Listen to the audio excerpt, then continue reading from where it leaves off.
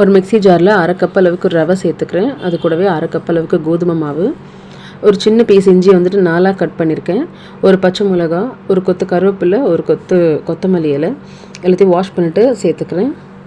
காரத்துக்கு 1/2 டீஸ்பூன் அளவுக்கு தனி மிளகாத்தூள், உப்பு தேவையான அளவுக்கு, 1/2 டீஸ்பூன் மஞ்சள் பொடி, 1/2 டீஸ்பூன் அளவுக்கு ஜீரகம், 1/2 கப் தயிர். கெட்டி தயிராக இருந்தாலும் லூஸாக இருந்தாலும் பரவாயில்ல, பட் ரொம்ப தண்ணியாக இருக்கக்கூடாது.